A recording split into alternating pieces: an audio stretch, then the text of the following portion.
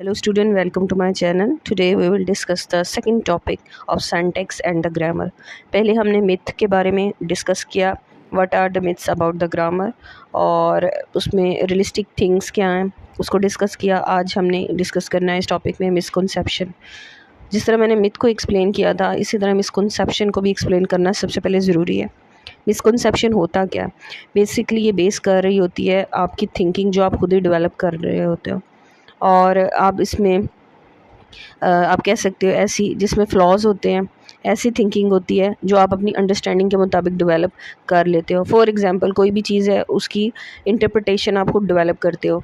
Literature के अंदर कोई टॉपिक है, ठीक है, उसमें हर जो स्टूडेंट है अपनी जो है अंडरस्टैंडिंग के मुताबिक अपने जो राइटिंग स्किल्स हैं और अपने एक्सपीरियंस के बेस पर, ठीक है, इन सब चीज़ों को गैदर करते हुए वो एक अंडरस्टैंडिंग या परसेप्शन डेवलप कर लेता है अपने माइंड में, अपने ही पर्सनल एक्सपीरियंस और अपने ही इंफॉर्मेशन की बेस पर. इसलिए इसको मिसकॉन्सेप्शन कहा गया है. ऐसी मिसकॉन्सेप्शन एक ऐसा कॉन्सेप्ट डेवलप किया जाता है माइंड के अंदर जो कि इनकरेक्ट होता है, ठीक नहीं होता, इसमें फ्लॉ होते हैं, एविडेंस नहीं होता और बायसनेस इसमें होती है. सेकंड जो है, लोग कहते हैं कि जो राइटिंग अच्छी लिखता है, ठीक है, वो गॉड गिफ्टेड थिंग है, कि भाई जो ग्रेट राइटर्स होते हैं ना, इन बॉर्न एबिलिटी उनके अंदर होता है, जबकि ऐसा नहीं होता. Writing well is a learn skill. इसको सीखा जाता है.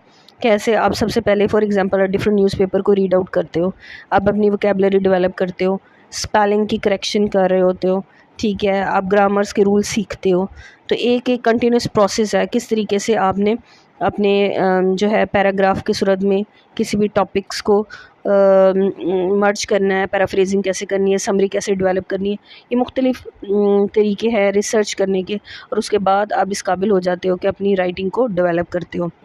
सो great writers are made, not born. और एक अच्छे राइटर बन सकते हो अगर आपको पैराफ्रेजिंग अच्छी करनी आए, ठीक है, आप अच्छे तरीके से टॉपिक को मुख्तलिफ़ हिस्सों में डिवाइड करते हो, इंफॉर्मेशन की बेस पर, रिसर्च की बेस पर आप अपने जो एक स्ट्रक्चर प्रोसेस को फॉलो करते हो जिसमें आप प्रिसाइज रूल को भी इख्तियार करते हो, इसी तरीके से कम्प्लेक्सिटी को भी मद्देनज़र रखते हो. और इसके अलावा आप एज अ कहते हैं ना बहुत सी चीज़ें जिसमें आपको एक्यूरेसी का भी ख्याल रखना पड़ता है, फॉर्मेलिटी कौन कौन सी फुलफ़िल करनी होती है, ऑब्जेक्टिविटी का बहुत ज़्यादा ख्याल रखना पड़ता है, और रिस्पॉन्सिबिलिटी. ये वो सारी चीज़ें हैं जो कि फीचर्स ऑफ राइटिंग को डिपिक्ट करती हैं, और वो कैसे होती हैं, सीखने से आप अच्छे राइटर बन सकते हो. इसी तरह एक मिथ ये भी नॉर्मली होती है कि writing is mainly about poetry and fiction. जितना कुछ राइटिंग में लिखा जा चुका है, जिसमें आप जॉनरा को देख लो, पोइट्री है, ठीक है, तो उसमें क्या है, पोइट्री, क्या आप राइटिंग सिर्फ पोइट्री में लिख सकते हो या फिक्शन नॉवल की सूरत में लिख सकते हैं, जबकि ऐसा नहीं. हकीकत ये है कि writing is not mainly about the poetry and fiction. इसका मकसद क्या होता है? Literature is a mirror of life है, जैसे कहा जाता है. तो बेसिकली क्या करता है, हम इंफॉर्मेशन कर दे रहे होते हैं, अपनी सोसाइटी को इन्फॉर्म कर रहे होते हैं, एक्सप्लेन कर रहे होते हैं. अगर हम जेंडर रोल्स को एक्सप्लेन कर रहे हैं, इंफॉर्मेशन दे रहे हैं, वीमेन राइट्स को, इनहेरिटेंस राइट को, फेमिनिस्टिक पहलू को उजागर कर रहे हैं, जैसे कि स्ट्रीम ऑफ कॉन्शियसनेस टेक्निक की जो पायनियर हैं वर्जीनिया वुल्फ, उनका टू द लाइट हाउस. तो ये ऐसी टेक्निक्स हैं, ये ऐसे राइटिंग स्टाइल्स हैं नावल की सूरत में, जिसमें आप क्या कर रहे होते हो, आप इन्फॉर्म भी कर रहे होते हो, एक्सप्लेन भी कर रहे होते हो साइकोलॉजिकल प्रोसेस को, ह्यूमन बींग्स की प्रॉब्लम्स को परस्यूट भी कर रहे होते हो. इसी तरीके से आप नॉर्मली देखते हैं, ये मिथ बहुत ज़्यादा कॉमन है कि writers are the people who have memorise the big books of grammar rules, कि जितने भी ग्रामर के रूल्स हैं जी, प्रपोजिशन के रूल वो लर्न करते होंगे, ठीक है, एडवर्ब्स हैं उनके, एडवर्ब के टाइप्स हैं, प्लेस, मैनर, ठीक है, उसको ख्याल रखने कहाँ एडवर्ब ऑफ प्लेस आना है, कहाँ एडवर्ब ऑफ मैनर आना है, ठीक है, टाइम, ये सारी की चीज़ों को वो मेमोराइज़ करते हैं, फिर वो इस काबिल होते हैं कि वो किताब या कोई वर्कआउट लिख सकें. लेकिन कहते हैं grammar is not a problem. हमेशा याद रखें, क्योंकि जो लैंग्वेज होती है, पूरी लैंग्वेज, किसी भी बुक को लिखने में, किसी भी टॉपिक को लिखने के अंदर ग्रामर एक एलिमेंट है, एक फैक्टर है, लेकिन टोटली कंट्रीब्यूशन नहीं है उसकी. एक इम्पॉर्टेंट फैक्टर है, लेकिन एक एलिमेंट में कंसिडर किया जाता है। और इसमें आप कह सकते हैं कि language including grammar is an inborn capability of human brain, और ह्यूमन ब्रेन को अल्लाह ताला ने इस तरीके से डेवलप किया हुआ है कि वो लर्निंग करता है, ठीक है, ग्रामर के रूल्स और इन सब चीज़ों को सीखता है। So you don't have to able to name and classify the parts of your language to use them. ज़रूरी नहीं एक सेंटेंस के सेंटिक्स लिख रहे हैं, आप सेमेंटिक रूल्स को एक्सप्लेन कर रहे हैं, प्रैग्मेटिक रूल्स को एक्सप्लेन कर रहे हैं, ठीक है, फनेटिक्स को एक्सप्लेन कर रहे हैं, मॉर्फोलॉजीज़ को देख रहे हैं। तो ये जो सारी चीज़ें ये जो हैं अंडरस्टैंडिंग के लेवल तक तो ठीक है, क्योंकि ये डिफरेंट एलिमेंट्स हैं जो इंग्लिश लैंग्वेज को कंट्रीब्यूट कर रहे हैं, लेकिन हम ये नहीं कह सकते कि इनके बगैर आप लिख ही नहीं सकते। इसी तरह वो कहते हैं writing well is often thought as a single special skill, कि जब आप लिख रहे होते हो तो आपको सिर्फ एक ही स्किल आप इसमें प्रोफिशेंट हो, आप लिख सकते हो।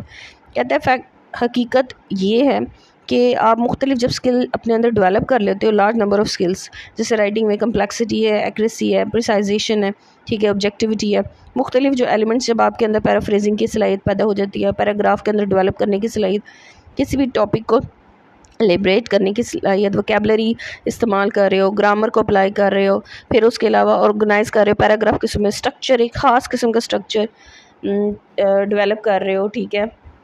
ये सब जो चीज़ें हैं बेसिकली किसी भी ऐसे को लिखने के लिए ये सब चीज़ें मिलती हैं जब आप इसमें प्रोफिशेंट हो जाते हो, स्किल के अंदर मास्टर हो जाते हो, तो then you would be able to write any essay और टॉपिक। इसी तरह मिथ एक और भी है, there is a single writing process that all the student should follow. हर बंदा जो एक ही स्टूडेंट फॉलो करे, ऐसा नहीं होता, हर बंदे की कैपेबिलिटी डिफरेंट है, एक्सप्रेस करने की सलाहियत है। फॉर एग्ज़ाम्पल कुछ है मुख्तलिफ जॉनराज में लिखते हैं, कुछ पोइट्री में लिख रहे हैं, कुछ प्रोज़ में लिख रहे हैं, ठीक है, ड्रामे में लिख रहे हैं, डिफरेंट राइटिंग स्टाइल्स हैं उनके, ठीक है। जैसे जॉन मिल्टन का एक हाल्स मेटाफिज़िकल पोइट्री का एक उसका एक स्टाइल था, ठीक है।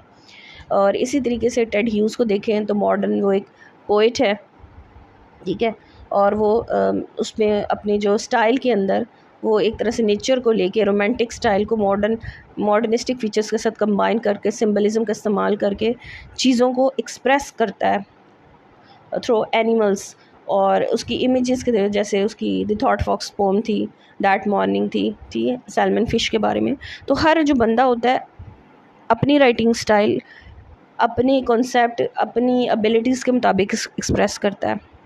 इस तरह वर्जीनिया वुल्फ का एक अपना है, जेम्स जॉयस है, ठीक है, उसे एक अपना स्टाइल है। जैसे उसका जो फेमस जो है, आप उनका देखें नावल, आप as a portrait of the young man, ठीक है, वो इस तरह का नाम है जिसमें स्ट्रीम ऑफ कॉन्शियसनेस को भी जहन में रखा गया। इसके अलावा एपिफैनी जैसी टेक्निक्स उसने इस्तेमाल की हुई हैं, ठीक है।